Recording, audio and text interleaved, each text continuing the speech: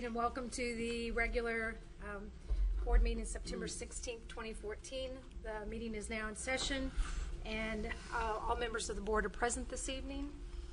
Please join us in the Pledge of Allegiance to the flag. I pledge allegiance to the flag of the United States of America and to the republic for which it stands, one nation, under God, indivisible, with liberty and justice for all.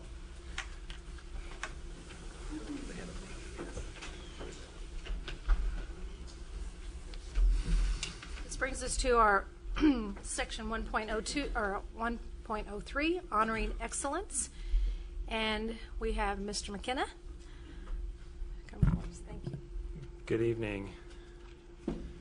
It's my pleasure tonight to get to be a part of the Honoring Excellence section where we honor Jean Grabeel, who is our Manager of Health Services. Jean has been the recipient of now 2 awards from the Employer Support of the Guard and Reserve, also referred to as ESGR, which is an office of the Department of Defense established in 1972 to promote cooperation between reserve component service members and their employers. And the first award that Jean received a few months ago was referred to as the Patriot Award, and that's awarded to individual supervisors or managers of employers that take extra steps to support their employees or their spouses during deployment or other operations associated with reserve service. And the second award is the one that we are referring to and celebrating this evening. This is called the Above and Beyond Award. And this is also presented by the ESGR State Committee to recognize employers who have gone above and beyond the requirements of the law to support their reserve employees or spouses. And it's given on limited numbers or in limited numbers to organizations that have had supervisors and managers receive the Patriot Award, so which, as I mentioned, is also the award that Jean was a part of. So this is sort of the second step in recognition for support of the Guard and Reserve. So with that, we have a lovely certificate. Please help me recognize Jean.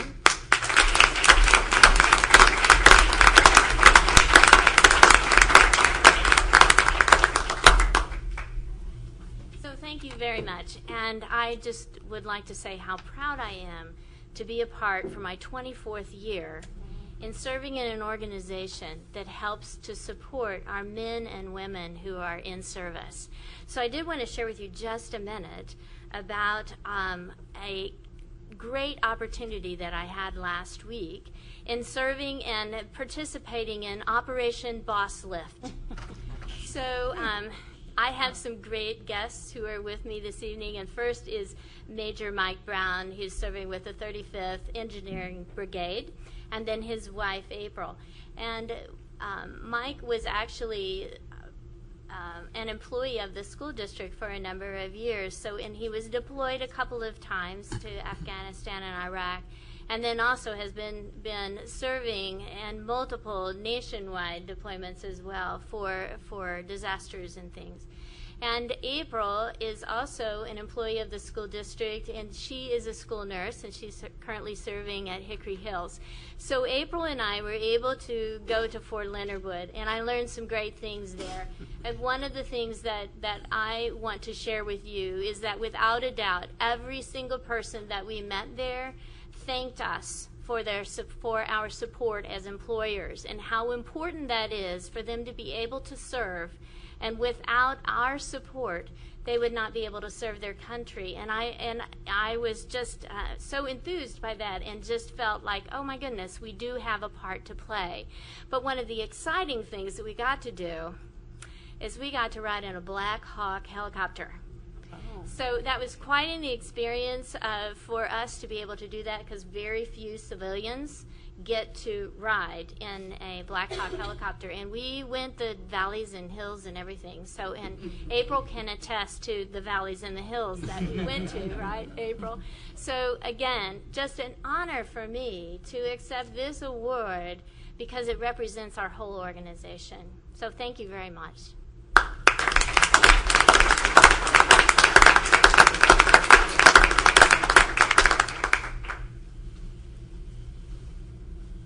Thank you very much. Good evening. I'd like to thank you for taking time this evening to honor one of our most dedicated supporters. We have with us this evening representatives from the Foundation for Springfield Public Schools. Okay. And earlier this month, they awarded almost $326,000 to our teachers and our students for innovative projects that they are doing to reinforce the learning is personal theme that we have and providing that instruction to our students. For more than 20 years, the foundation has supported us through this initiative and raised money on behalf of our students and our teachers. And tonight we have with us several representatives from the foundation. And I'd like to invite Jana Backus, the executive director of the Foundation for Springfield Public Schools, to come forward, along with Jeff Shore, who is the current president of the foundation board, and Natalie Murdoch, who is the development director for the foundation.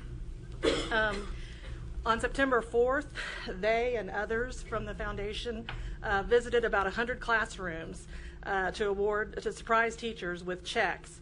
And you can see here there were many happy faces. I had the opportunity to go along with one of the groups who visited Reed Academy, and there were some very happy teachers there who received funding for some projects that they have that will help provide innovative learning experiences for our students.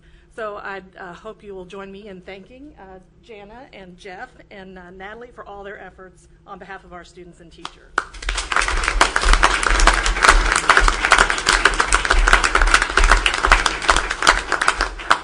It is quite a privilege to work with all of you and each of the teachers that are in the district making such a difference for our students every day. And it is truly the best day of the year to be out awarding grants. And thank you to those of you that were able to go and help us. So we appreciate what you do as well. Thank you. Have a comment?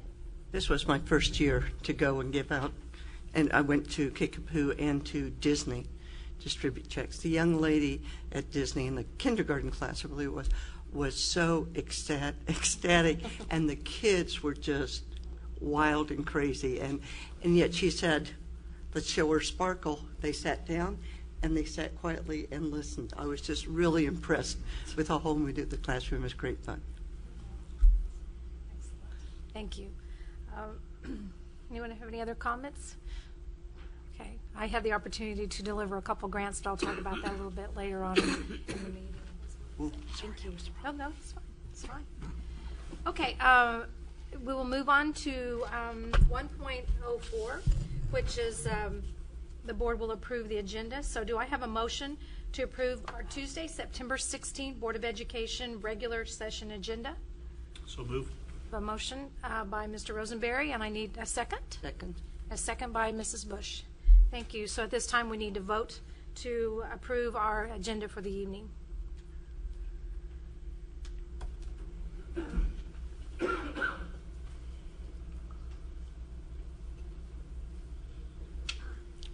Thank you. We'll move into section 2.0, public comments to address agenda items. Just as a reminder, the Board of Education welcomes comments from the audience about issues being discussed. It is recommended that requests to speak be submitted prior to the beginning of the meeting. Comments will be limited to 5 minutes for each speaker and will be timed by Ms. Luton. And at the end of that 5 minutes, we will need you to finish your comments. It is inappropriate to address the board about individual students or individual staff members by name in an open meeting. So if you have concerns about individuals, these concerns should be addressed through the appropriate administrative supervisors, either in the school or in the district office. So at this time, we do have one request to speak to address agenda items, and this is Dr. Mary Byrne. Good evening. I've provided for each of the members a table that is my analysis of Amendment 3. This analysis was made at the request of legislators who support local control and asked me to analyze it for them so that they could articulate their positions against it. I was at a press conference earlier today in Ozark and want you to know that you do have legislators who are very solid in their support of school boards and local control. That said, because I've made these kinds of public appearances, I thought it only right that I share the same information with my own school board. And there are many reasons to oppose Amendment 3. I want to identify what I consider are the most concerning, because it's much more than about tenure. I had a call from Color 10 just before I came here and said, so, what's wrong if we eliminate tenure? I said, oh, no. You have to go more in depth. Amendment 3 should be opposed because procedures to evaluate a particular category of public employee does not belong in a state constitution. The state constitution should describe the structure of government and procedures of governance, not employment policy. Employment policy belongs under the authority of the contractors offering that contract, which would be you. The ballot initiative, which should be addressed as a policy issue considered by contractors of employment, that is, in this case, the local school board, is on the ballot because a non-governmental organization funded by a wealthy businessman has an agenda for Missouri education. No individual should be determining the structure of governance over public education, regardless of wealth or influence. Unfortunately, Missouri's ballot initiative process allows these individuals and organizations to usurp local policymaking processes by paying personnel to collect signatures that many residents don't examine and sign petitions simply to allow the debate. 2, the initiative language is discriminatory because certified staff, take note, it's no longer certified teachers, are the only category of school district employees whose evaluation would be constitutionally mandated. And the system based on a statistical design called value-added modeling, which has been described as unfair and unreliable for determining high-stakes evaluations for teacher employment by the American Statistical Association and inadequately studied by the National Academies of Science, Engineering, and Medicine. Yet it would become law in our land if this amendment passes. The state usurps the discretion to develop terms of contract for local school boards through the power of the purse. That is, by threatening districts that do not structure their contracts as per the terms of the amendment, they will withhold funds. This creates hardship not just for the districts, but for the counties that must create a monitoring mechanism for the enforcement of that law should it pass. The counties would have to hire staff to certify that no contract offered to certified staff upon the effective date is longer than 3 years, costing significant dollars and risk of litigation. This usurping of local control is observed in other activities of private foundations working together with the Commissioner of Education. For example, the recent state auditor's report about CEE trust contract to evaluate Kansas City schools was found in conflict of interest. What that contract would have done, if you had read the CEC Trust website, their whole purpose is to privatize public education. The state board absolutely knew that when they gave them the contract. But the agenda is to remove local control. A second attempt at that was Mayor Sly James in Kansas City, suggesting that schools become under the mayoral supervision. Again, eliminating local school board control, which is designed to be more sensitive to parent input in the community, not political. And of course, we're familiar with the attempt to create a statewide school district, which again would eliminate local control. If this amendment passes, students will be in classrooms with the cheapest labor and the least experience. That's the whole point of legitimately ending a contract at the end of 3 years. There's no responsibility on your part to ensure that our children get the most experienced people. And what tenure provides to teachers is not a guaranteed job, but a guarantee of due process, that they're not dismissed for any reason that is inappropriate, and guarantees our children have a chance to benefit from members of the community who care about them, who are members of the community, and who have the greatest education to offer to the kids. The system of collecting student test data linked to teacher identification information is consistent with the Federal Department of Education plan described in a cooperative agreement. Dr. Byrne, your time is up, so if you'll please finish up.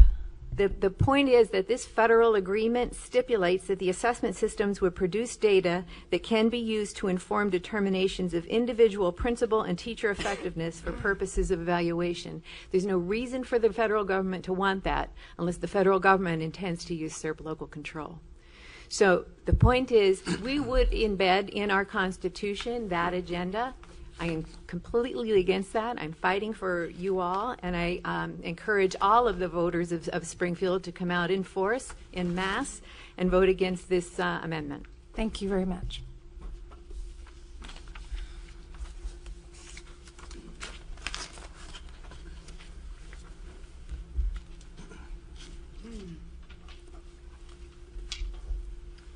Do we have other public comments? Okay, thank you.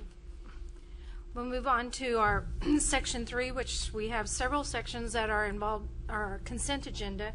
So something I would like to, just as a reminder regarding our consent agenda items, our adopted rules of parliamentary procedure, which is Robert's rules, provide for a consent agenda listing several items for approval of the board in a single motion, by a single motion.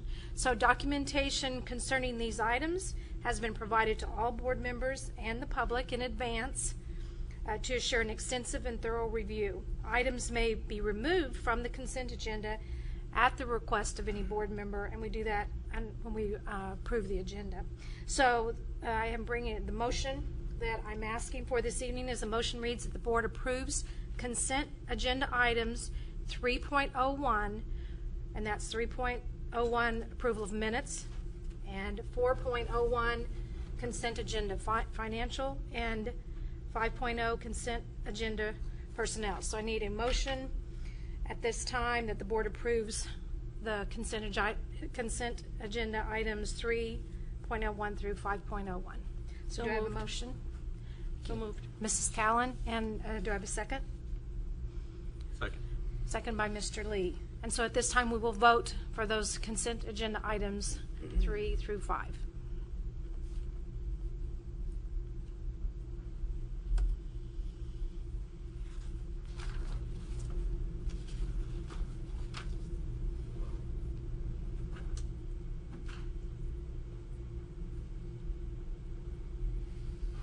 Thank you. We'll move on to 6.0 Treasurer's Report. At this time, Ms. Embry is available for questions. If anyone has questions or comments regarding the documentation we received on the Treasurer's Report. Any questions, comments? I might have a positive comment that I appreciated the way that the items of interest were presented. Very easy to read and review as a quick overview. And then when we had the other documents to look at for if we wanted more in-depth information, then I appreciated the update on the surplus items. So that's just my thoughts. The entire team is working collectively to develop the items of interest each month, as well as the reports. I'll pass that on. Thank you. Anyone else have any comment or question? I just agree that you're moving toward what I think we wanted was the kind of information we need to kind of move forward. Remind me when the when you'll be able to get the year-end report. Is that? We anticipate likely at the November board meeting. The field work has wrapped up, but the auditors, Daniel Jones and Associates, will continue to work on their own to prepare the audit documentation and present that then at the November board meeting. At the board meeting, not the study session. Well, we hadn't talked about that. No, but November. Yes, in November. We'll also bring forward at that time the final report to the state. That is the ASBR, or Annual Secretary of the Board Report, and that represents all revenue, expenditures, debt, final fund balance information, and we will post that for your preview. Thank you. So we have no other questions. So do I hear a motion that the board adopts Treasurer's Report as presented? So move. Mr. Rosenberry, motion. Do I have a second? Second. Ms. Callan. Second. Oh. And we'll take a vote.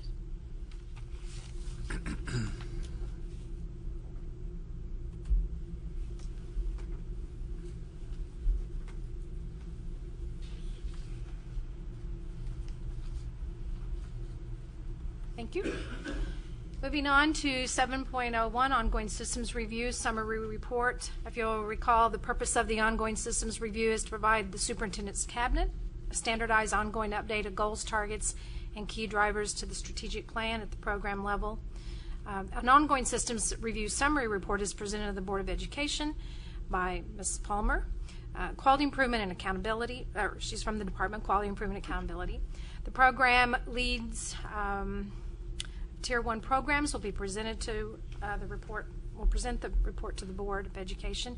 Tier 2 program leads will attend the meeting. They're at the meeting this evening. Will not do a formal presentation, but will be available if we have specific questions. Am I correct? Is that correct? Okay, very good. So, Mrs. Palmer, please share with us. Thank you.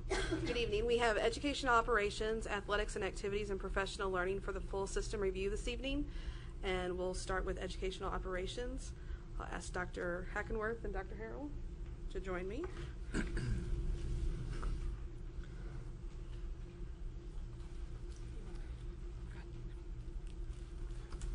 Good evening, Madam President, members of the board.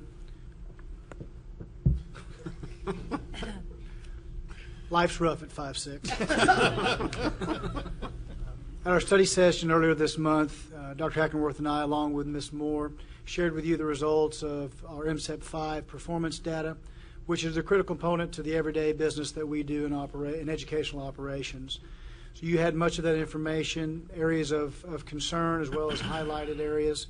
Obviously, our focus, as we shared the other night, is going to be not solely centered around subgroup achievement. Subgroup achievement is clearly, though, an area where we do need to have some focus.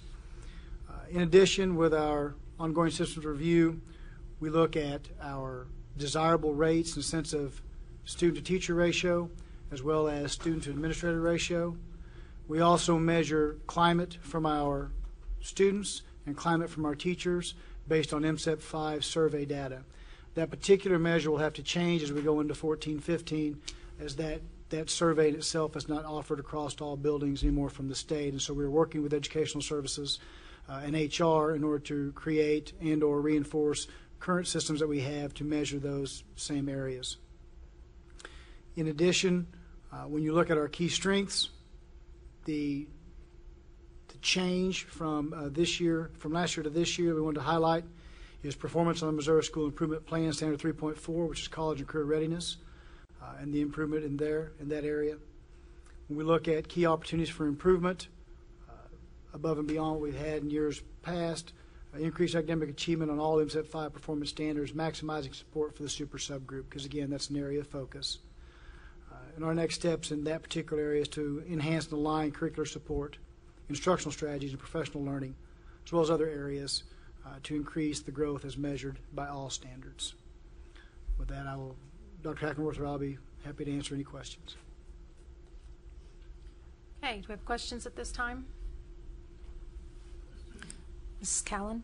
It seems to me one of our challenges is administrator to student ratio and then also class size. It looks like that's, if I'm reading this right.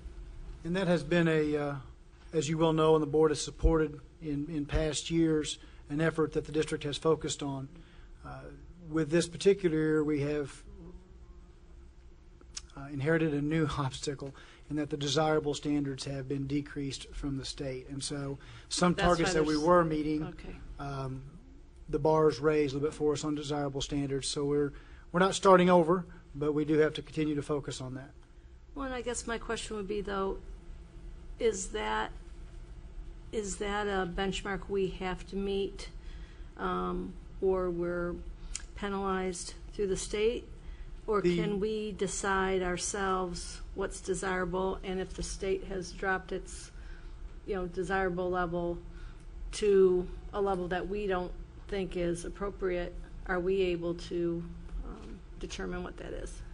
That's somewhat a yes and no answer, and the reason is those standards are set and established by the state. Those are what are referred to as process standards.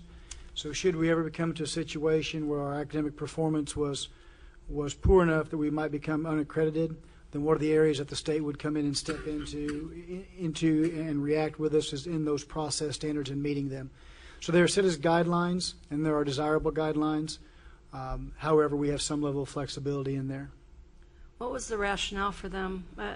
I imagine they all went down, right, in terms of... Yes, in both situations, with administrators to student as well as teacher to student, and I believe, if memory serves right, counselor to student, all three decreased. Again, I think it's based around the whole state's change on that personalization and being able to work as much as you can one-on-one with those students and keeping those ratios as low as possible. And so there's a lot of philosophy that certainly we would agree with. We want to try to keep that manageable, but to what level I think we do have flexibility in making that determination as a school district. Because if I remember, I won't remember the book, but there's those 100 standards that are key indicators that Hattie's work. impact students. What is it? Hattie's work. John Yeah. Hattie. And as I remember, class size was actually surprisingly lower than a lot of other factors that you might not traditionally think. So I guess I'm interested. I mean, we've had this discussion around here too, that we're not just chasing the tail of the state, but making sure that we're measuring ourselves to what we know is a good standard. So. Absolutely, and we think that other factors also come into there, not just simply the number of students to the teacher. There may be some situations where we may strive to get a little lower classroom size, as well as others we may keep a little bit more on the average. I think that's an important point. We had this conversation actually today, and having that exact conversation, because what's the cost? It's one of the most high-cost interventions that you can come up with, but is it worth the impact, and what do you sacrifice along the way of the quality of teachers? Because in order to get the low class size, you cannot potentially attract and retain the high-quality level of staff by maintaining the salary schedule that you want. So you got to weigh and find that middle balance. The desirable standard dropped. The minimum standard did not. These were just reviewed a couple years ago, and originally they were going to drop the desirable standard and just go with a standard, but that came back up, and actually the desirable standard was put back in and reduced while the regular standard stayed. So. Dr. Hackenworth mentioned a moment ago that just space in itself becomes an issue too with trying to meet those standards.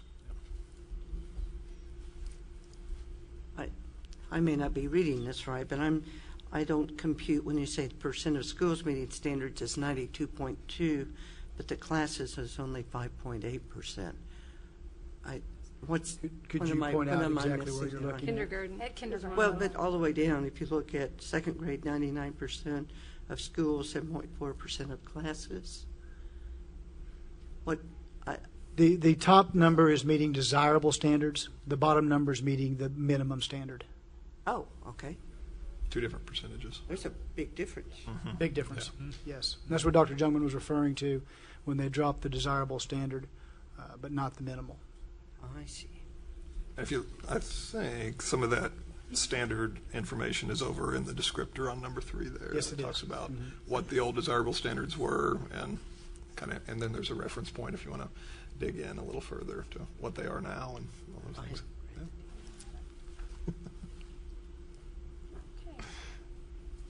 Any other questions, comments at this time for Dr. Hackenworth and Dr. Harrell? I'm sorry, just a quick question. Other than this OSR, what other OSRs do we report out academic achievement numbers? Components of academic achievement also appear in parts of educational services. Mrs. Moore, did you want to speak on that? I'm sorry, I'm kind of academic performance. I'm I talking. think what we've tried to move towards over the last maybe year and a half is a shared ownership. So a lot of the development, the selection of the resources, the types of strategies impact the work across the district. So we're responsible for that selection, that training, and then that's kind of a pass of the baton, if you will, to Dr. Harrell and Dr. Hackenworth, who oversee the site administrators, who make sure that that adopted curriculum is implemented with fidelity in buildings, and share some ownership for support. So we have similar MSIP 5 measures in my OSR and in the in terms of Need- how kids are doing academically, is this the primary OSR? This would be the I think there may be elements in Title I and SPED. some components in, to some extent, even in other areas such as athletics. We look at. And we've had this discussion, and I will second what Ms. Callan said, which is that, we tend to measure things that are easy to measure, and I've never seen anything, and I've read a lot of research, but I've not seen research that says that class size really has a appreciable impact on learning. That said, obviously there's a number that you can't go past. So, but we spend, you look at just the physical layout of this OSR, and it's basically the whole thing is class size, and so I want us, and I know we've talked about this, and we've talked about this with Dr. Jungmann as well, that this board, I think, is kind of thirsting for data that really gets at the heart of what's going on in our schools, and I know a lot of these things need to be measured, and this is a work in progress, but I would urge us to continuously look at what we're measuring and whether what we're measuring is really what we should be measuring and what really has an impact on our kids in schools, because I don't know that we've got that yet. So I think that's great input, and it really aligns with the conversations we've had at the last two kind of work sessions, and certainly aligns with the data I'm trying to pull from the community when it comes to what are the right measures of our student success. And as I kind of reported out last time, as I pulled our scorecard and looked at our strategic plan, there were 180 measures in that, and these are measures on top of that, outside of those measures, and we've got to decide what are the most important measures and focus our efforts there. Class size is important, but at what level of importance, and how much do we put an investment there, and how much do we invest in other places? So we have one pot of resources, and we have to decide where's the biggest bang for the buck, and what does the research tell us, and how do we drive that? How do we determine that? And I think that's what we have to do as a group, to have that collective conversation and agree.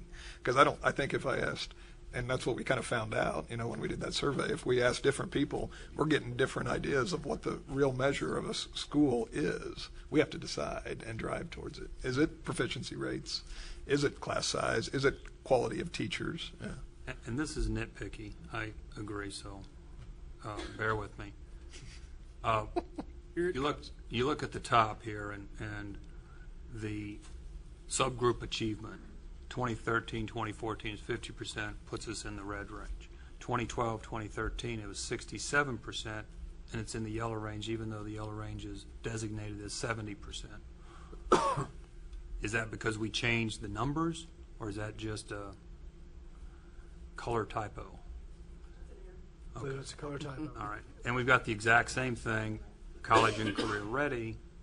We have a higher number, 2012, 2013 in red, a lower number in 2013, 2014 in yellow. It just should have been flipped. Yeah, flip Is that, those two. again, just a color typo? Okay. Yes.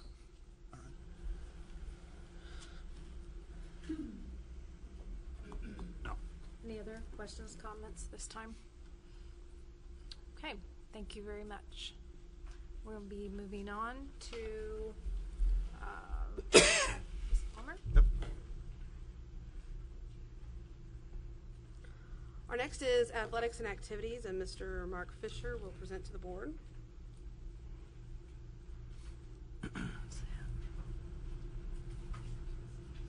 Good evening, Dr. Jungmann, members of the board.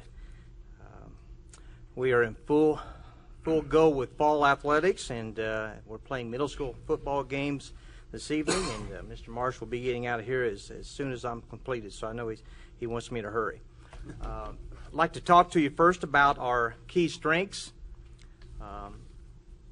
Grade point averages and attendance rates consistently rank higher for those kids involved in athletics and activities than those kids who are not involved, and these kids are less likely to drop out of school. In the school year of 12-13, Glendale and Kickapoo were named MSHA 5-star leadership schools.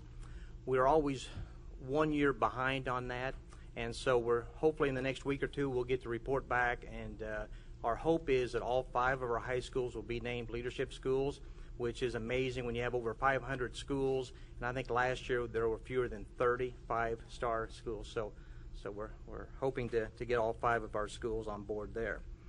This fall, our softball fields at Glendale and Kickapoo were completed, and if you've not had an opportunity to drive by, they're amazing. And I don't know how many comments I've heard from parents and the softball girls that they're really proud of their new facilities, so thank you for that. This past spring, we had 2 MSHA emerging activities were implemented, and that was bass fishing and bowling. And I know the bass fishing group went to a big tournament down at Table Rock and had a great time. And then also Mr. Marsh, along with the middle school site coordinators, developed and implemented a middle school coaches evaluation tool, and that took place, and I think that's going very well. Our areas for improvement, as always, our facilities we've done a really nice job, I think, with our outdoor facilities. But as we move forward, there's some areas within our gymnasiums. For instance, Parkview needs a wrestling room, so there's some areas there that we can make improvements on. Also, budget increases for equipment, uniforms, transportation, and officials. Each year we ask for a 3 to 5% increase in that budget. And then also expansion of programs at the middle school level. Last year our request came forward for the cross country and softball with our middle school kids, and so we're continuing to advocate for that. And then also for athletic trainers at the middle school level, which would with the new legislation coming through for concussion, heat management, we do a really nice job of taking care of our high school athletes, and we're hoping that if implemented, would give those kids at the middle school level that same type of care. Any questions Yes, that I could answer? Mrs. Callan has a question.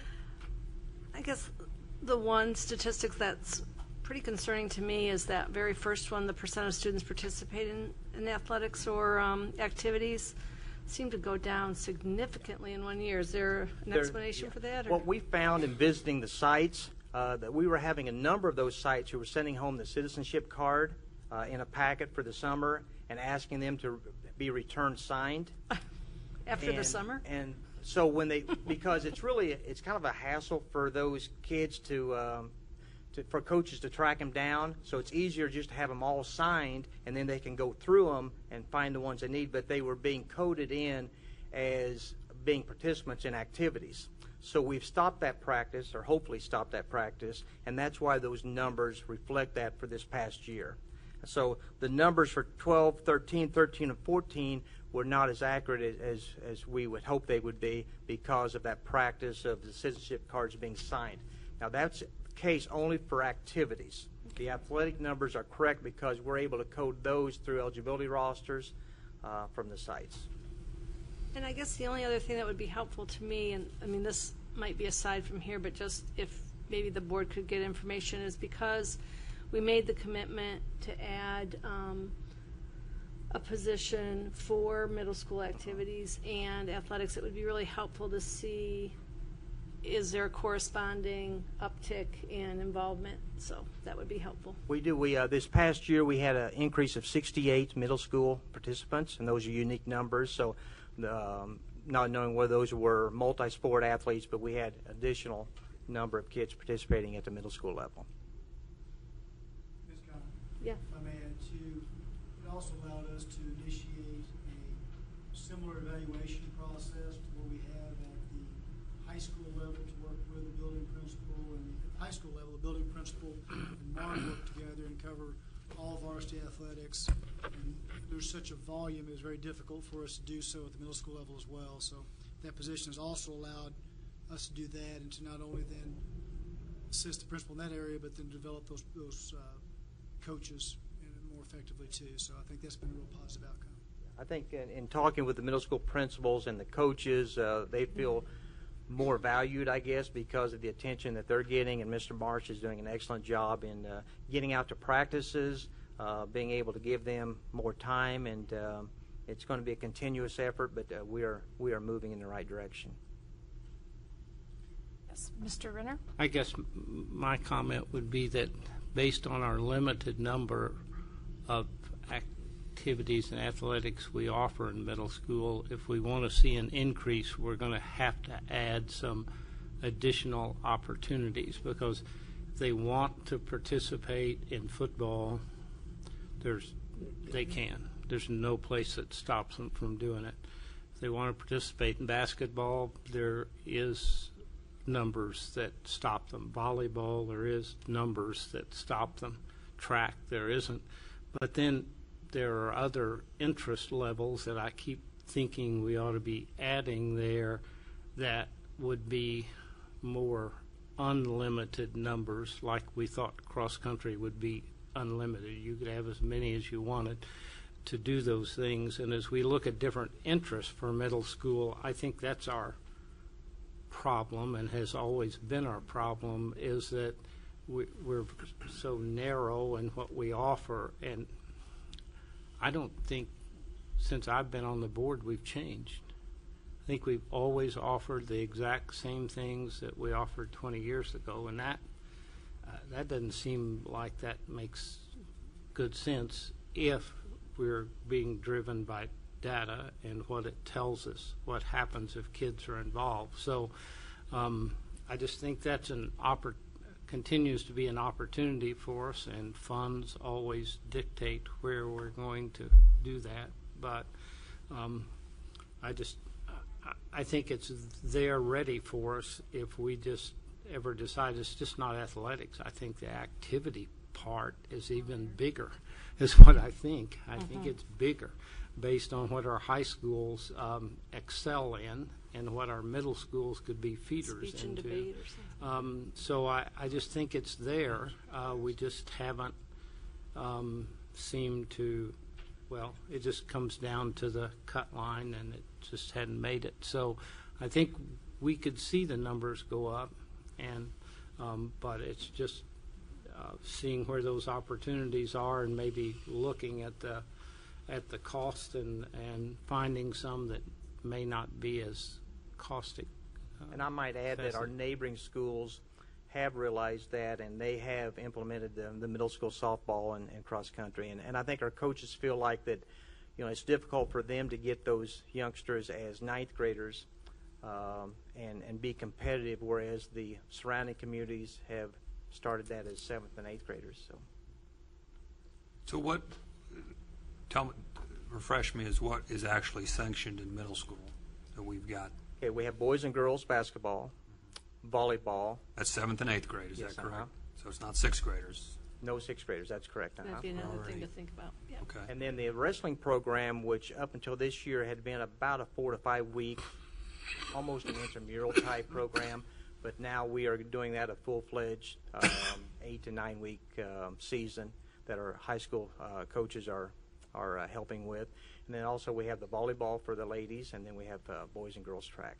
Okay, so we don't, even though most of the middle schools play soccer, that's not. That is a Lake Country, and that's why the numbers, we have not put those numbers in, because the program is run through Lake Country, and actually because they've got facilities and it's worked for us, and so if it's not broken. Has there been any push to put money into the middle school soccer programs? There has not. Really, we've not heard from Lake Country, asking for that. I think we've kind of had the focus that they're doing a nice job with it, or at least perception they're doing a nice job, and we're trying to kind of put money in an area for expansion of 2 other activities. And then our regional schools have that, soccer. Soccer? Our neighboring I believe they do. The percent of students participate in athletics, that's a middle school and high school, correct? That is correct. And I would like to see that broken down so that we can see not the percentage and then just raw numbers in the middle school to see where we're if we're having that uptick, where we're having it. because we talked about this board table that it's one of the things that keeps kids in school. I don't know why we just have a graveyard in 6th grade. It doesn't seem to make sense. They're in middle school. They're with 7th and 8th graders, and why they're not participating in sports just kind of boggles my mind. But I'd certainly like to see that high school and that middle school broken down so we can see what improvements we're getting there. Mm-hmm. And with the addition of softball and cross country, we were going to pilot the 6th graders in those 2 sports. Oh, good.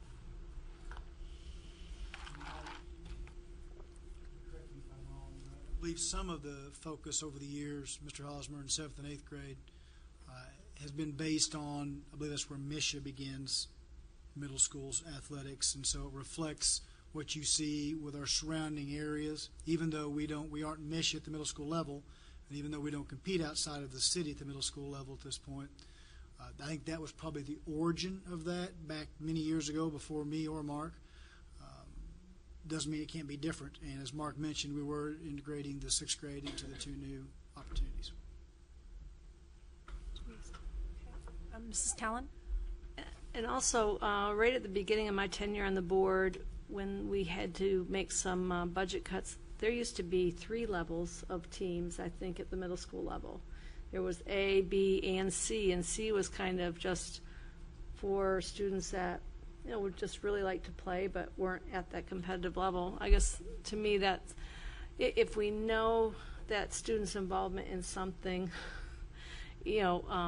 helps a lot of different areas that we're trying to impact, seems like that would be a pretty low cost. It's just something to look at because sometimes that gets lost in the history of, an institution. But I remember there being some pretty agonizing decisions about cutting those funding for that C level, which was probably more like an intramural. Any other questions? I have one. I don't mean to put you on the spot here, but do you have like an example or an idea or a list of some of the activities that are now taking place at the middle school that did not or was not supported by the athletic or the site director? I don't know if that's a question for you or Mr. Marsh, but Not sure as far as I'm just the talking about non-sport. the non-sport activities piece. Marty, are you aware of any activities? No, I have had ongoing conversations with our principals regarding the expansion of clubs and organizations. That is certainly something that we desire to do. I think it all goes back to, and one of the items that is in our evaluation right now is an interest survey of students. We're getting ready to hopefully administer that this current school year so that we identify the targeted areas that our kids say they want to participate in and they want to increase their participation in. And I think once we have the data from that certainly will help us target areas where we need to expand and grow those middle school programs. Okay, thank you. That'll be an interesting survey to see. Yes. Mm-hmm. Is that survey of the kids, the students? Yes, Are it their is. parents going to be involved in this survey? Right now, we're looking at students. Right now, we've tentatively, and we're in the planning stages of that, we've tentatively identified grades 5 through 12, trying to get those kids that are getting ready to enter into middle school, identify what those interests are, obviously the middle school kids and the high school kids, and really identify what interest exists out there. As I've visited our middle schools, our principals and our coaches and teachers really want to see those programs expanded. And I think one of it, and Mr. Renner, you indicated, I think so well, that it obviously goes back to resources. And we've got to have the resources to implement some of those programs as well. Okay. Any other questions, comments? Thank you very much. Mrs. Palmer? The last full review program is professional learning. It is Tier 2. If there are any questions, Mrs. Kathy Gross is here to answer those. questions or comments or anything?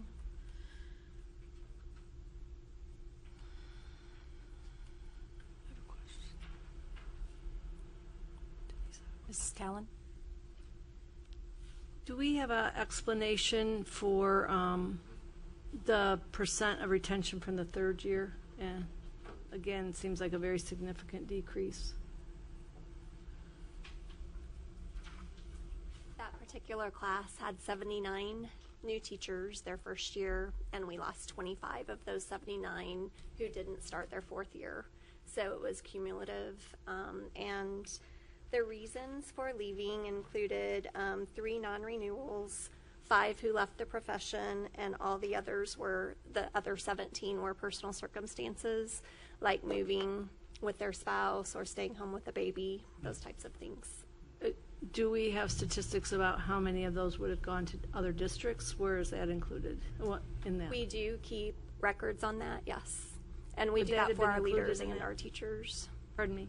We keep those stats for leaders and teachers when we watch our attrition. Would that be included in the personal reason piece? Or? Only if they, 9 of them moved out of the area, and the personal reasons actually did not include anyone who went to a neighboring district. So in that particular class, that wasn't the case. Just kind of one of those quirky things, it sounds like. And I did look, there were 2 other years very early in the program where we had that range, but not since we had started doing OSRs. So our range since 04-05 to 13-14 has ranged anywhere. Our best year was 17% retention after the third year, and then our lowest was 32.28. So this actually isn't the lowest it's ever been, but it's not as good as we want.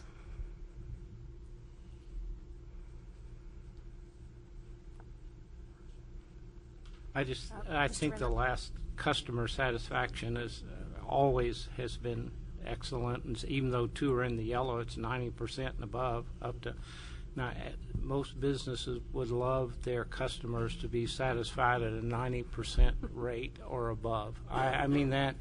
I don't want to just go past that without saying, these people, the customers or the teachers who have an opportunity to say, no, this training isn't helping me, it isn't helping, and they don't say that. So, and I think it's interesting that's number 4, student achievement has increased 96%, and I think that's where sometimes what we measure may not be what teachers are actually seeing, and what they see and what we measure on some of these assessments might not be the same, and that's kind of what I've discovered as I've gone out to the buildings. They feel like students are doing better. They feel like they're able to help students achieve more, but somehow it's not showing up on our assessments. But that's not your issue. That's you're to deliver this, and I just think that's continues to be every year in those same number areas, and we do a lot of professional development. As a district, we do a lot, and I think there are times other people outside would say, gosh, we're out of school again for professional development. Are you sure that's what we ought to be doing? And as long as our customers say this is beneficial to me in teaching, then I think it would be difficult for us to say we shouldn't be doing that. I think this drives the whole wagon right here, where they're saying it's beneficial to me, learning activities to keep up with all the new things that are out there, so I don't feel like I'm standing up there making a fool of myself in front of these kids. So I think that's great. Thank you. We're thankful for the professionalism of the teachers that we serve and the heart that they have for their students, and it's an honor to be able to deliver professional learning to our staff in Springfield. Mr. Lee? I've slept since this before, so I may be wrong here, but at some point, didn't we scale back the third year of the Step Up program Yes. with the coaching? I assume we haven't put that back, correct? Actually, you approved for us to have an expansion in your last budget. Okay. And so we have added a coaching cycle and an additional reflection to the third year this year. And we've also begun to serve those with 2 years or less experience. So if they have less than 2 years, now they're included in Step Up. And that was a customer request that, because of your approval, we're able to meet this year. So thank you for that. I know it works. I was concerned about it, as Mr. Renner said. We know it works. It does its job. And that concerned me a little bit when we did that the first time. You are correct that the program has changed during those lean budget years. We went from a 5-year program to a 3-year program. That was an adjustment we made financially. Okay. Any other questions, comments? Okay. Thank you very much. The next 4 are 6-month status updates. Just as a reminder, the blue highlight that you see is the difference from the last time you've seen the report till now, so that is the new information. If there's not any blue highlight, it's because there is nothing to update as far as next steps. So are there any questions for Title III?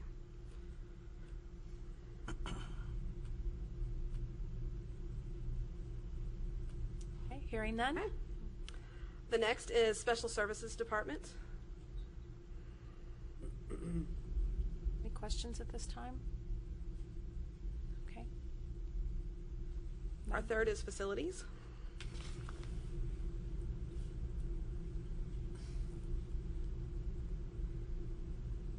I think we're okay. And final of the evening is Information Technology.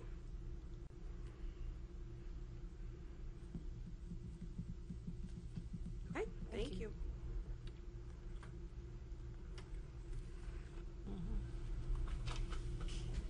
Very good. Moving on to Section 8, Board Policy. 8.01, Board Policy Adoption Revisions. So we have before us revision of School Board Education Policy BBFA, Board Member Conflict of Interest and Financial Disclosure. This is a second read. This was presented to us at our study session. So at this time, we have questions or discussion. Okay. Hearing none, do I have a motion that the Board adopts revision of the Board of Education Policy BBFA, Board Member Conflict of Interest and Financial Disclosure? Move to approve. Okay. I have a motion by Mrs. Bush. Do I have a second? Second. Mr. Renner. We'll vote at this time.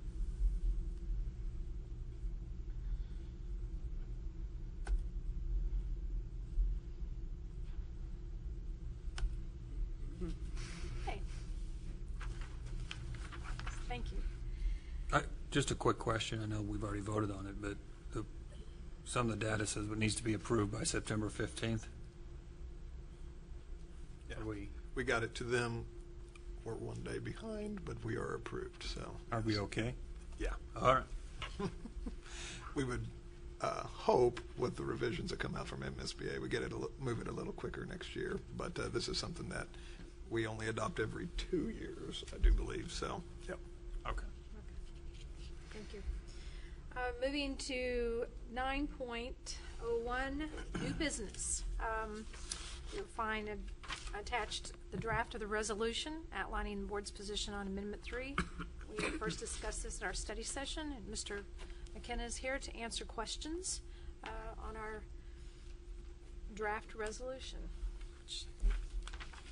And just to sort of kick off your discussion, the board will recall we had a discussion around some of the talking points that you'd like to see in this resolution.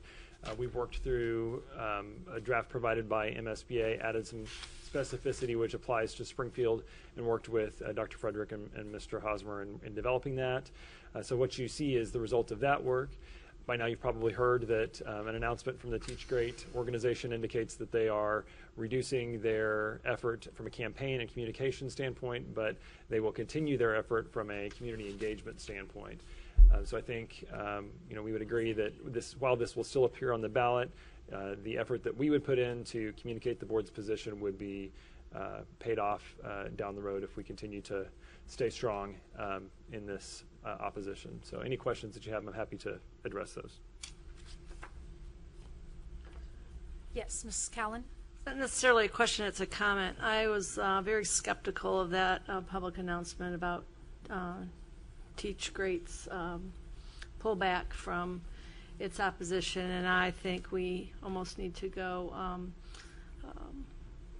at this even harder than we may have anticipated, because I mean, our speaker alluded to some very important points. We've talked about them.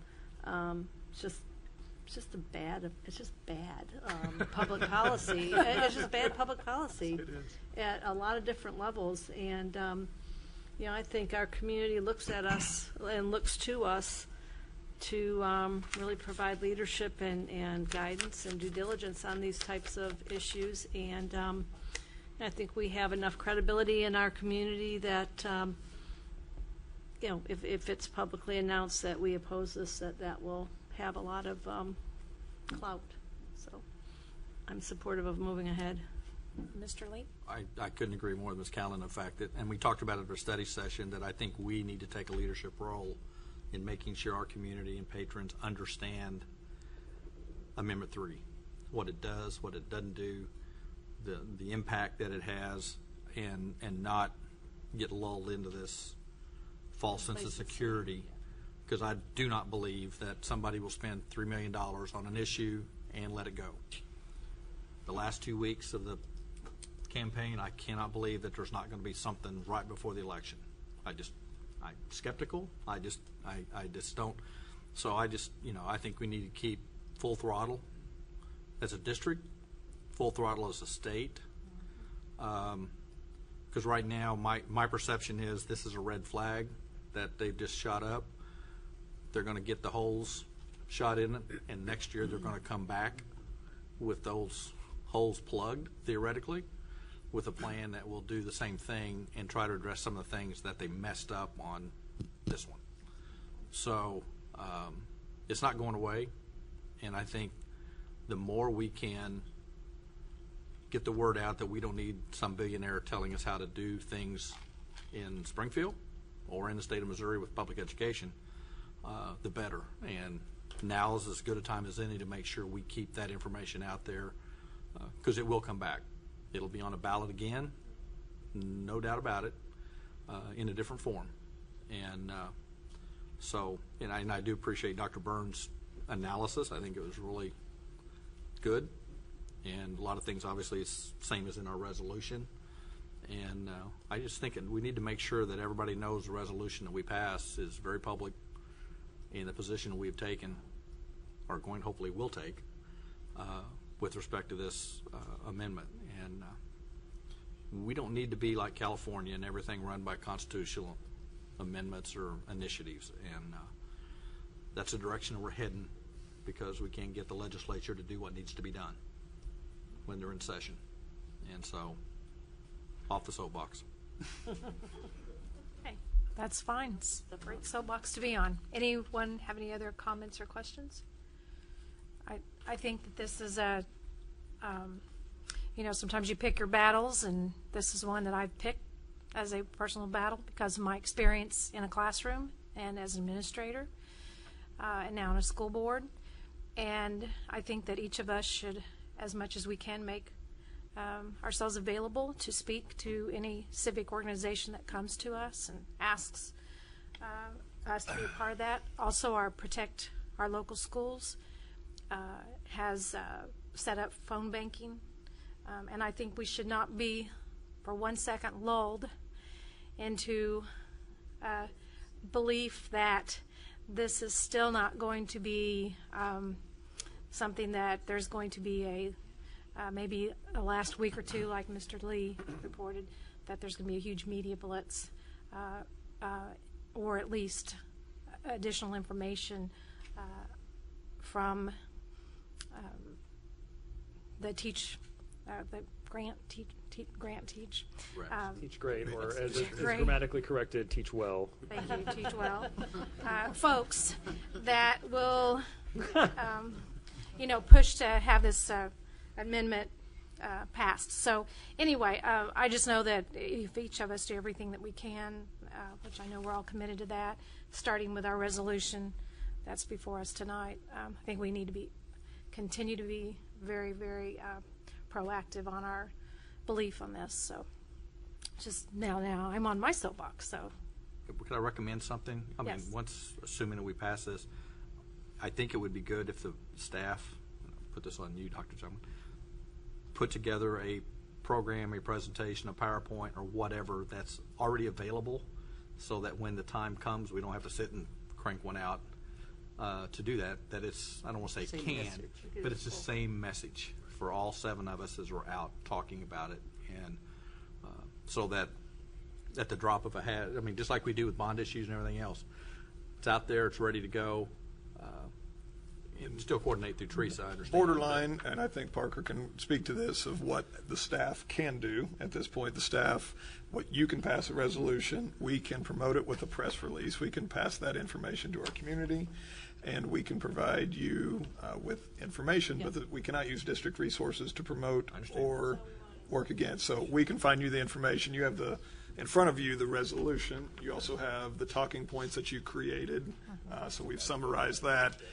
And then we have to make sure that you're out when you're speaking. You're not using any district resources in making sure that happens, just like you would on a bond issue. Well, and I think to your point about coming out with consistent and solid information is the right way to go, because as much as probably all of us will be unanimous in our support of this resolution, we need to remember that our opponent in this is not Teach Great. What we're in the fight for is ignorance, and that Dr. Burns' presentation, she said, well, what's wrong with tenure? Well, some of us could probably, or what's wrong with getting rid of tenure? Some of us could probably argue that, but she made the salient point, I think, that this is far more than tenure. Tenure is just a terrific red herring to throw up and get people of different persuasions excited.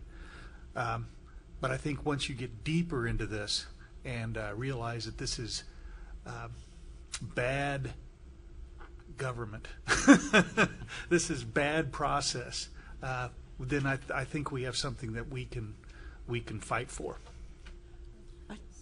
I suggest a couple or 3 of us get together and create that PowerPoint, and then make it available to everybody, so we don't have any feeling that there was something amiss here. I think. And I think we have an opportunity too that MASA and MSBA can. You can use your professional organizations. Can do that and put it together, and so everybody's preaching off the same page. Yes, and make it available. Absolutely. So, Kenna, are you ready for a motion? at this time, we are ready for a motion to approve the resolution on amendment. If everyone's had an opportunity to comment, okay. Let's move to approve the resolution. Good. We have a motion. 3. Do we have a second? Second. We have two. Can we all second? All second. Well, Mr. Rosenberry, second.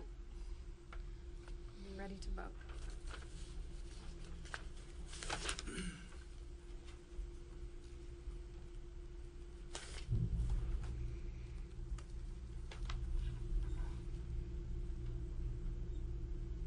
Thank you. Okay, we have one item before us on our unfinished business, and this is the 10.01 Health Plan Third-Party Administrator. Mr. McKenna is here to answer questions, give us additional information. So this is the second reading of the district's or the administration's recommendation to enter into a contract with MedPay Incorporated for health plan third-party administrative services. The third-party administrator is responsible for administering the health plan, paying the claims, customer service to plan participants, those kinds of issues. So I'm happy to answer any questions around this action item, if you have them. Okay, questions? I guess my question was, when I was reading this initially, the increase I thought was substantial, but then it's adding basically a new service. Otherwise, it would have been a $3,000 increase, which would have been, I think, phenomenal based on that. But then the part based on the increase, my concern was it could result in overall savings to the health plan. And I thought that common sense would say it would, but if we're data-driven, I thought we should have maybe a reason why MedPay is suggesting that besides paying them $173,000 more, what is that going to do for us? And I'd say common sense would say it will, but I know it's going to be hard to measure because healthcare costs keep going up, and cost avoidance. It's hard to quantify. Will this do that? But hopefully they made this based on research. Sure. So the disease management initiative that you're referring to, just to kind of give a little bit of a refresher to the board, because this question came up in the study session, is really designed to provide support and guidance to individuals on the health plan that have been diagnosed with a chronic disease. And for purposes of that, for purposes of definition, we're talking about 21 different identified chronic diseases. And just, in a look at our participants in the health plan, we currently have about 5,600 participants in the health plan, including active employees, retirees, everyone, dependents. Of those, about 2,200 have been diagnosed with one or more of those 21 chronic diseases. The vendor that we're working with, or that we're proposing that we work with to provide disease management services, has done several case studies on their book of business with the organizations they work with, and they've determined that generally savings begin for health plans after the first year. So you got to get a year to kind of get off the ground with the program. You start to realize some savings in year 2, and by year 5, the organizations they work with experience a savings between 11 and 17%. So if we look at how much SPS has spent just this last year on health plan costs for those 2,200 participants, we're looking at just over $13 million in annual health care expenditure for those 2,200 people with those diagnosed serious health conditions or chronic diseases. And if we do the math and look at an average savings in year 5, looking forward a few years after we get the plan implemented, 11% would be $1.43 million in savings, and 17% would be 2.21% in savings. So we're looking at hopefully a recoup of those costs beginning in year 4, year 5, something like that. And is this and I'm guessing it is because you've actually pulled out the $173,000. This is an actual program that you pick and choose and say we want this program as well. This $173,000 disease management program. Yes, yeah. Typically, with self-funded health plans, the disease management service is accessed either through the third-party administrator or through the health plan network. And as the board may be aware, the health plan network is also up for bid this year, and we're reviewing those responses now. So it's possible, depending on the way that those contract negotiations go, that we may recommend that we actually move that disease management process into the health plan network, just depending on where it's most financially advantageous to place it. But we need the flexibility to kind of make that determination as we negotiate. And then, and I can understand where you could get a lot of savings from something like this.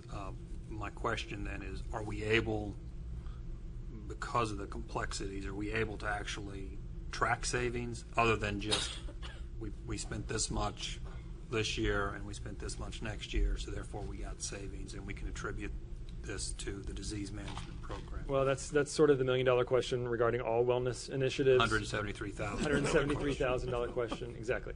The challenge there is that there are some hard costs that we can absolutely identify. So when an individual with a serious health condition is working with the case manager and they steer their care in a direction that it was not otherwise headed, that is a hard cost savings that we can say, okay, you were about to do this.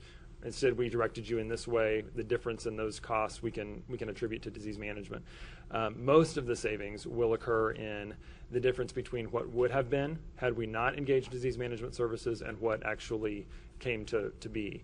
And that is, unfortunately, not a hard cost that I can put on a balance sheet and demonstrate for you. But I think if you look at our trend, our health plan trend, and if we look at the trend of individual claimants that have had these disease states for a number of years, we can certainly plot a point on a graph that we would expect them to be in terms of health plan trend, and if they're below that point, that's a win.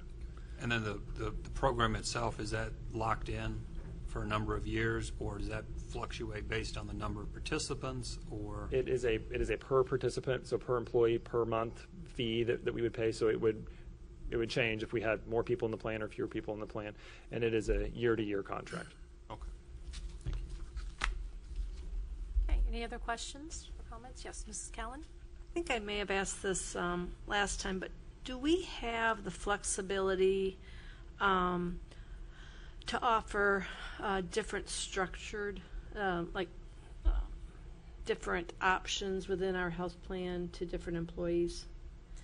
Because if I'm correct, we just pretty much have one plan that everybody subscribes to, right? So do we have the option to provide like a high deductible plan with a health savings account attached to it? Yes, we do. Okay. I guess those are the kinds of things I would like to start to hear a little bit more discussion about, like, is there some value there?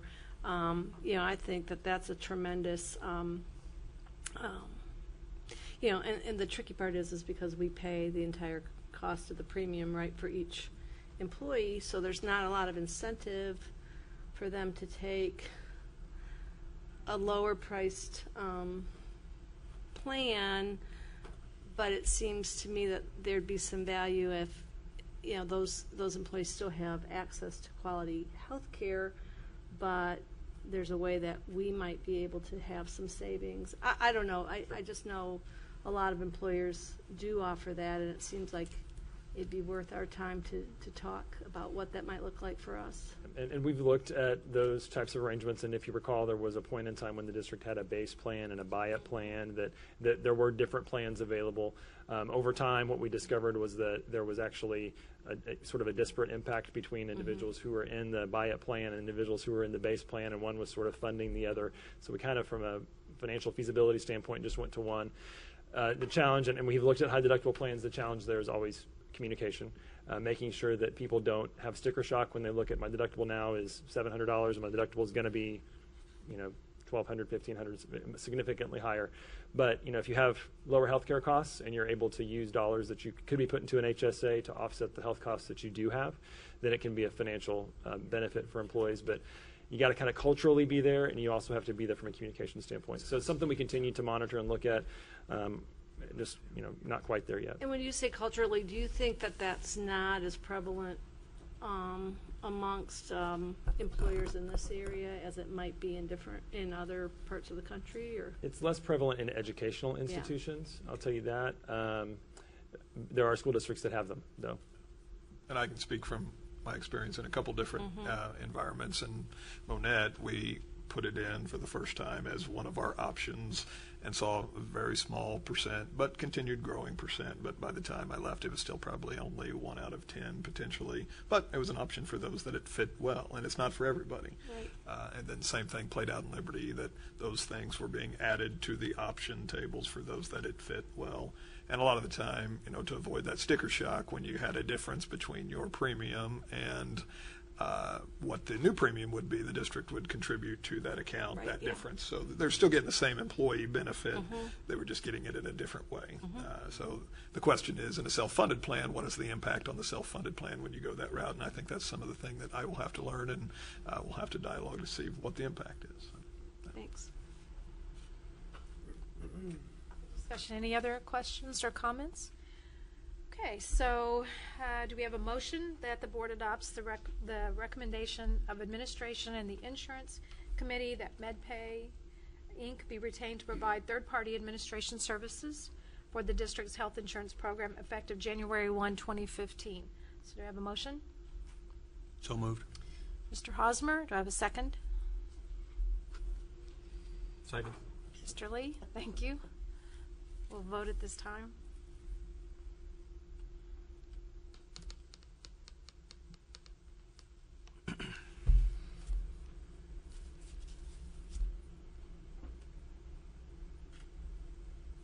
Thank you. Okay, we've now been going about an hour and 20 minutes. So would anyone like to take just a few minutes break at this time? Everyone ready to keep going? Yep. Okay.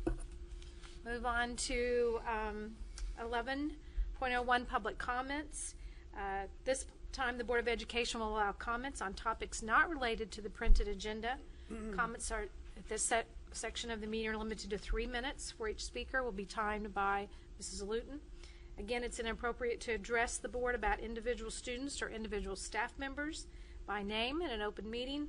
So if you have concerns about the individuals, these concerns should be addressed to the appropriate administrative supervisors, either in the school or the district office. So do we have any public speakers this time? We do not. Okay, thank you. So at this point, we'll move into 12.0, report from administration. We're going to have our superintendent's report. Just a couple brief updates. Listening Learning Tour continues, so I'd invite the public. Tomorrow, another event, and Friday, another event. I think tomorrow is in the afternoon and Friday in the morning. I've had 2 of the public all-calls and continue to get out in many other settings, but these are the 2 final kind of public all-calls.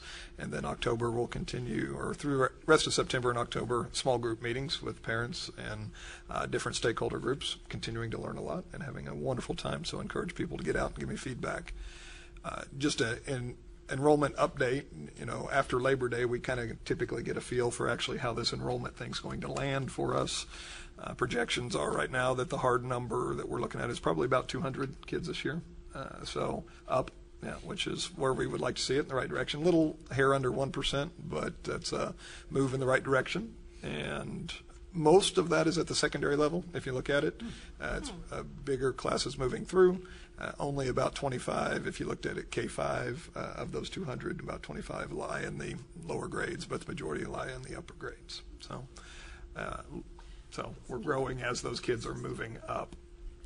Bigger classes, obviously, when you look at how many you're bringing in K-5 and how many you're replacing as senior classes roll out of 1,700 compared to the 2,000 plus that you're potentially bringing in, you're going to see those high schools and middle school populations grow for a while, but not a ton of growth at the K-5, new numbers coming in with bigger classes. So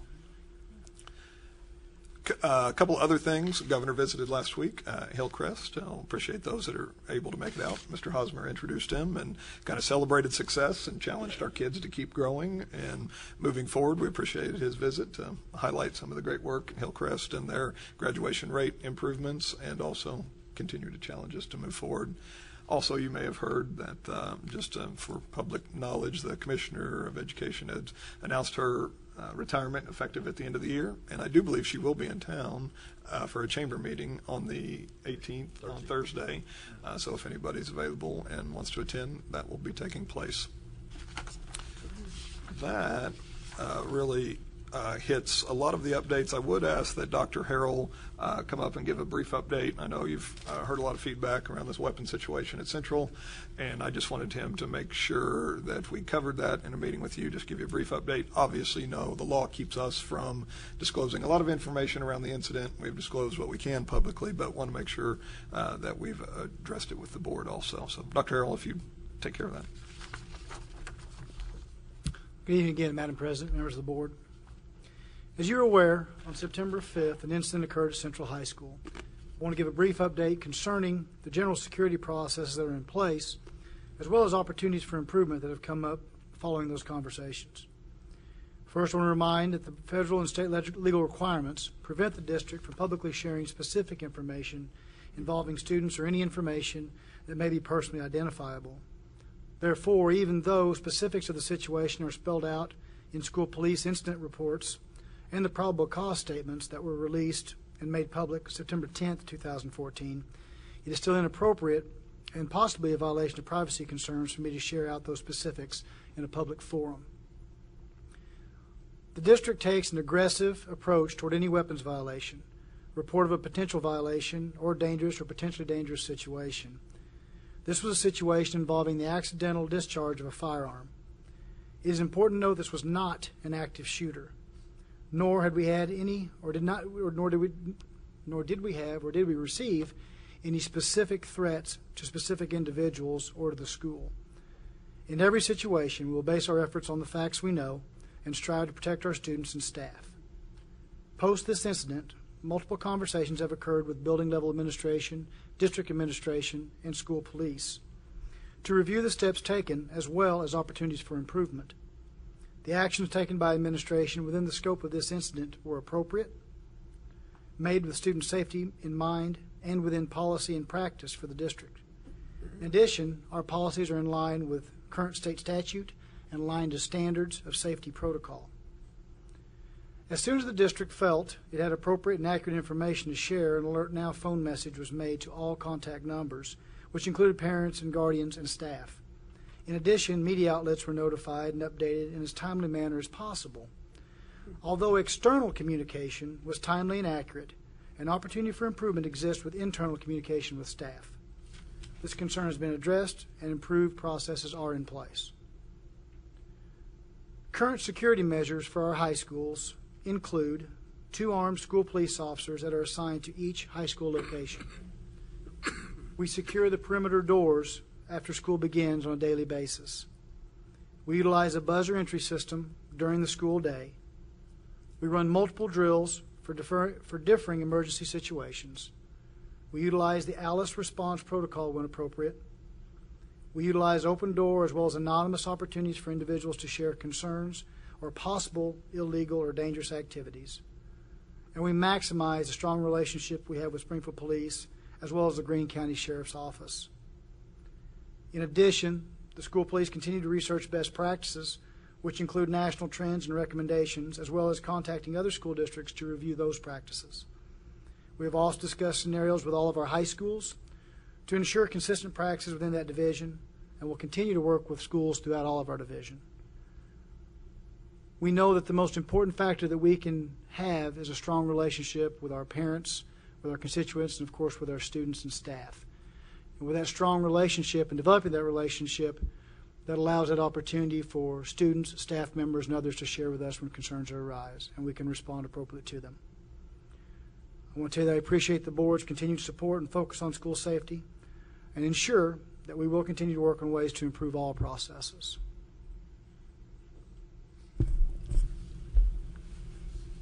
Thank you. Thank you, Dr. Harrell. Just a quick comment about that. Sure. One of the things, this board, I don't know how many years ago, Jerry, that we Alert Now system, and it cost us money to do that. But boy, in this day and age of Facebook and Twitter, and waiting until a note comes home in the backpack, if it comes home in the backpack, it tells you how important timely information is, and I'm glad that we made that decision and spent that money. The other thing I think is very important, I think it's good that we're doing, is taking a look at what has occurred at any of our schools and saying, what we do right, what can we do better in the future? And I think that's how we move forward. I'm happy to see that that's part of the process. So, thank you very much.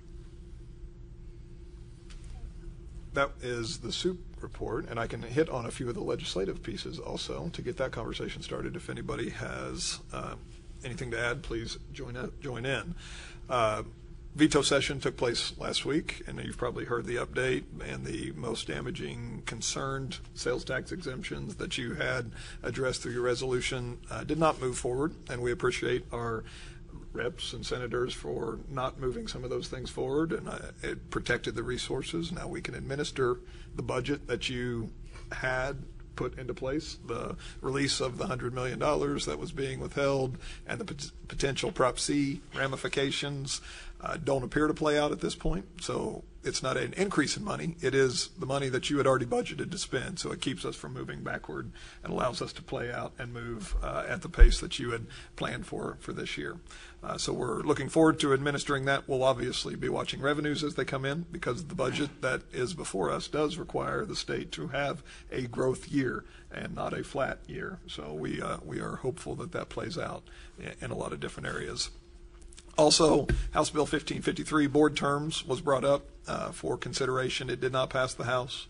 Once again, that is the tag on to that bill, and it really isn't the core of the bill.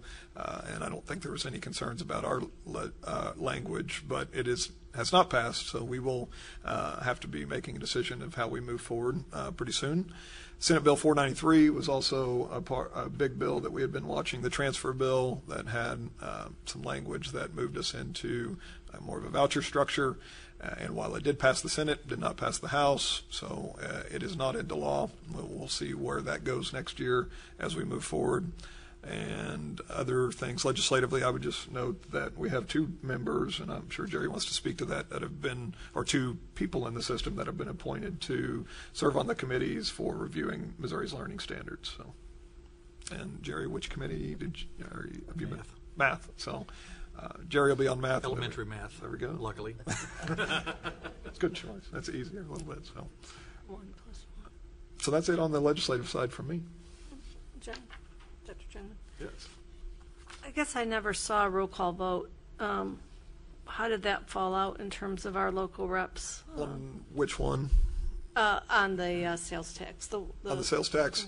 The big one did not even go up. So Senator Dixon had a bill that got changed at the end, and he would have had to put it up for a vote, and it didn't even go up for a vote. So it did not move, so we don't have a vote to look at. I think there was one maybe on farmers markets that did move forward, but the financial impact, I think they measured at $200,000 or less. So the rest of them that feared major impact did not even come to votes. So they were able to save face. Okay, thank you. I might add to that at a district level, Mrs. Ann Wallenmeyer was selected to serve on the science standard work group. Is that correct? Yes. And that's excellent. I don't think they could have picked anyone finer with more expertise and excellence than Ms. Wallenmeyer for that position. I would note that there, Chris, to your point, there were a lot of budget overrides, but they were all line items, and they weren't the sales tax exemptions. It was kind of hard to find. I went online last week to try to find some roll call votes, so it was kind of hard to find those. Well, on that note, the overrides, we were lucky that Senator Dixon chose not to do that, but what really struck me was how little information legislators had when they voted the first time. Yep. And we had more than one legislator said, well, I'll get to reconsider during their veto session. Seriously, that's what was said, that I voted for it, didn't know what was in it, didn't know what the impact was, but I figured I'll get to look at it again during the veto session. It makes your head spin. Somebody gave me the statistic that on Wednesday evening there were 57 veto overrides in the legislature. That is more veto overrides than from the day of the state's founding in 1821 to Wednesday morning. More.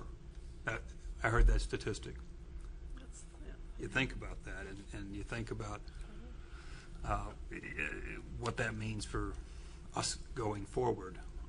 So glad that a lot more damage wasn't done, and I'm glad that our governor stood strongly for public education as he has for the last 6 years. I'll make comment the learning standards. Just Ann and I both are going to need a lot of input from this board and this administration, because we go 2 days for 3 weeks straight, and then it starts again, and there's going to be just tons of information out there. And so I know there's going to be a lot of communication to get input and thoughts about it, and because I'm no expert, but there's going to be a whole lot of need for input from you all and the staff on where we need to go. So be ready. Thank you. Any other legislative information or updates? Okay, we'll now move to 13.01 board comments. At this time, Mrs. Bush shared with us a little bit. She may want to share more. Out of order. No, you weren't. You were fine. Duly noted. Duly Time noted, to do Ms. it. But anyway, anyone have any school visits or activities to report? There's been a lot going on in our schools with open house and games and everything. So, Mrs. Callan, you have something? Mine's a little different take. I'm actually involved with the Council of Churches of the Ozarks. I serve on their network group that gets together each month, and it's a variety of what I would consider their more active member congregations. I was just really moved at last month's, or a couple weeks ago, the meeting where each of the representatives goes around and talks about what their church is doing in the community. Every single one of those churches has a partnership with one of our schools. Some of them have more than one. And I was just really moved by that. I was, and not just, here's some, little trinkets for your, carnival. I mean, this is relational. It's oftentimes educational with tutoring. It's physical. It's providing food. I mean, it just is really amazing. And I made the comment to that group afterwards that I bet there's not a community in this country that has that kind of active and just true partnerships between our faith community and our public schools. And I just am always just really thankful for that commitment, because those churches are in our neighborhoods. Our schools are in their neighborhoods, and oftentimes, they're partnering with schools in their neighborhoods, or if they're a church in, maybe more remote, they're coming into maybe some of our needier neighborhoods. So I just would like to publicly recognize that, and just to bring awareness. I know all of us around this table know, but just for every single one of those congregations to have a partnership with one of our schools was truly, truly amazing. So, and I know Mr. Rosenberry sits on that board, so. I'm glowing over here. Terrific. Great. Anyone else? Mr. Renner? I continued some of the school visits, and I accidentally visited Williams the day they did the shoes, that they handed out the shoes. That was all accidental, did not realize it was happening that day, and I've just never quite seen anything like that, because and the volunteers that were there, as well organized as that was, and every child had picked the color of their shoe, and they'd sized them, and they got a pair of socks and shoes, and they, by classes, were walking down barefooted and came back with their new shoes. I have never, from kindergarten through 5th grade, it was just really, and yet learning's going on, and you've got these kids so excited.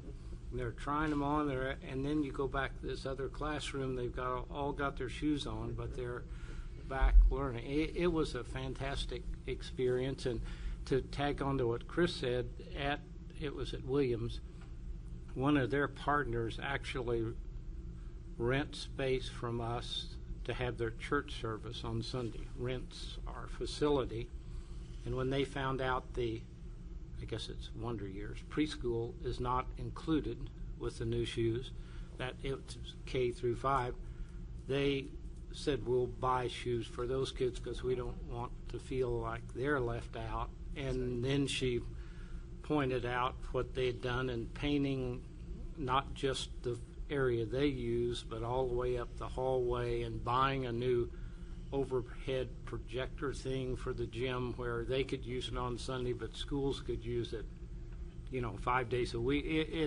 It tagged right onto that. I've just seen that consistently. And I could say that one principal last time, I think I'm repeating myself, but when she said, when I identify a need, I can give it to a partner, and it's usually met that day. I just found that, I found that unbelievable. She just said there's nothing that we've identified that we really say we need that is not just almost, I can make one phone call, and within that day they say, yeah, we'll do that. So it really is a remarkable thing when you go to the schools and think, boy, we're working on being better, but we couldn't be near where we are without them providing that support. That was a fantastic experience, just like passing out the checks. This was something, if you were just there and watched their faces, you just wouldn't have believed what a new pair of Chuck Taylor Converse shoes would do. It just get me excited. Yeah, still. Yeah, and it smelled like new shoes every place. It smelled like new shoes in the building. It was amazing. Excellent. Thank you very much, Mr. Renner. Mrs. Bush, anything else you want to Well, talk about? I did go around too when they had the high school open houses. I hit every high school. Good for you. Did you? Took Don with me, and we just drove across town, and that was fun to see the turnout of parents. That was really exciting. There was all the high schools were crowded with parents. Lots of kids showing off their rooms and getting to meet their teachers, and it was a great experience. A couple things to follow up on Dr. Jungman. I had the privilege of introducing Governor Nixon at Hillcrest, and prior to that meeting, we met privately with the governor and Dr. Nitzel, and he kind of reiterated what we all know at this board, the importance of Springfield and this school district for the state. So I think that's true, and it was nice to hear that from him and from the governor. But very happy with the turnout and the behavior shown by high school kids, which frankly I was expecting. I was expecting worse based on my high school days, but they were very well behaved, and the governor gave a nice speech, and it was a very nice event. I also started my visits and went to the Robertson Community School and had a nice visit there, and went to a number of the classes and took a tour of the school and realized I didn't know that they had 4 dogs in the school, 2 in the counselor's room. The principal's got a dog, and talked about how important that was for a lot of kids, and just the ability to have somebody to read with or be with if you're having a behavioral or an issue. So that was impressive. Boy, they're packed to the gills there, as I think we all know. So that's certainly something that we need to consider, because they are busting at the seams. But anyway, it was a very, very nice visit. And then finally, I just came from the Roundtree blood drive. Of course, that was 2 of my daughter's school, but did get to give my blood, and that was quite a fun thing this afternoon. So. Excellent. And Mr. Lee, do you have anything at this point to report? The last 2 weeks. That's okay. I had the opportunity, as I said earlier, to deliver SPS Foundation grants to 2 schools, Sherwood, and which is one of my schools to visit. It was a great day, a great time to be there. The teachers don't know for sure that anyone's coming, but they're certainly hopeful if there's any commotion in the hall that they might be receiving a grant. I also went to Jeffries. Jeffries is another school that is full. Classrooms are packed. Lots of kids there. And I had a chance to whenever I went into the classrooms, what was so exciting was to see the emotion by the teachers, because this is additional monies that doesn't come out of their pocket, and additional monies that they can utilize for something special for their classroom. And so then you see the excitement then of the children when they see their teachers so excited and emotional. So it's just like a double punch there for to witness all that excitement and energy and the emotion that's a part of that. And our teachers are not expected to do this grant work because it is time consuming. So it's something they do on their late night at home or their weekend or their family time, and they write these grants. And I just think that's another example of what they do to go above and beyond to make sure that their children in their classroom have that extra activity or experience. And again, not something that there's a little box to check on their evaluation that they do extra, but something that they do that goes above and beyond the expectations. And so we really appreciate that extra time. I mean, it's just so much fun to see that. We also had the community partnership luncheon yesterday, and I think there were 6 of us there. I think 5 or 6 of us were there. They introduced you. And I think Rosenberry was the only one not present. I had a doctor's excuse. Oh, yeah. Okay. All right. That was a very nice event. Springfield Public Schools mentioned several times for our partnership with various community activities. We also, let's see, have in our, or I guess, does anyone else have any other reports or visits or, yeah, Mr. Lee? This is not a report, but one coming up that you might be interested in. And I don't know the dates, but Dr. Harrell may know exactly the dates. But Southeast Rotary, which puts on sponsors a program called Don't Mess With Us. We have an individual coming to every high school named David Parnell, who is a former meth user, manufacturer, what do you want to call him, who attempted suicide. I mean, it's an incredible story of his perseverance through this process that Southeast Rotary is sponsoring. And they're going to be at all the high schools. I believe that's the second week in October. Second week in October, I believe. thought. I wasn't sure if it was before our next board meeting or not. I couldn't remember. I will get you the dates of when they're going to be in all, and they're doing the area schools too. We've got him signed up to do several of the area schools, Marshville and Rogersville and several of them. Incredible story, and he really grabs these kids by the throat as to what can happen in the situation that could occur. And it's a great program, and I would just encourage you, pick one of the schools if you get a chance, and I'll get you the schedule when he's going to show up. He's going to be speaking to freshmen and sophomores, I believe, isn't it? Or is it juniors and seniors this year? I think it's freshmen and sophomores. I believe it's freshmen, sophomore. I think it is too. But he comes every other year. We're trying to get him to the schools, and but it's very inspiring, and just you need to see what these kids are hearing, because it's there, it's out there, and they need to know the risks. And so I'll get to Dr. Jungman the schedule so that get it out to everybody as to the exact dates and times. Is he local? No, he's You're out of bringing him in Kentucky. He's out of Kentucky. Hey, thank you. That'd be very interesting to get that schedule, put that in our schedules. Some upcoming meetings. We have the MSBA Fall Conference, September 26th through 28th. And at this time, Mrs.